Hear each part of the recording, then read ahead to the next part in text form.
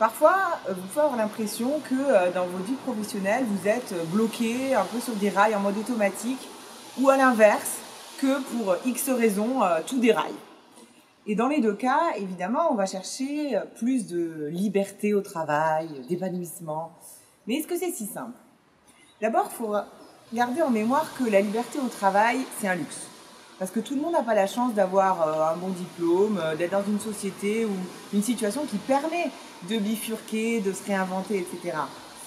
Et paradoxalement, justement, cette liberté que nous, on a la chance d'avoir, ça devient presque une injonction, un devoir, qui peut finalement amener aussi de la frustration et de la souffrance en disant « mais moi aussi, je devrais avoir plus de liberté ». Parce qu'il faut se rappeler que la liberté au travail, c'est un effort. C'est un effort et c'est une vraie volonté. C'est-à-dire que pour sauter le pas, pour oser sortir du cadre, ça demande effectivement beaucoup d'efforts parce que c'est toujours plus facile de rester sur les rails et de ne pas avoir à prendre de décision. Par contre, ceux qui osent ce pas, en général, vont dire qu'ils ont gagné énormément et qu'ils ne regrettent pas du tout d'être partis pour vivre de leur passion, monter leur boîte, devenir indépendants. Par contre, il faut se rappeler qu'il n'y a rien de magique. On ne va pas devenir libre pour autant parce qu'on est sorti des rails. Parce qu'en fait, où qu'on soit, on aura des contraintes. Ce sera peut-être pas notre boss, mais ce sera nos clients ou ce sera notre banquier.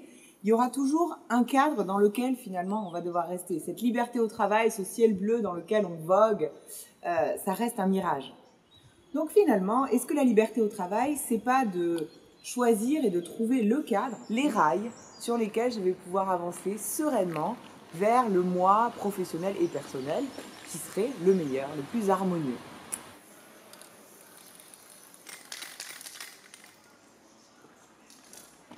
J'ai hâte d'en parler avec vous le 20 novembre.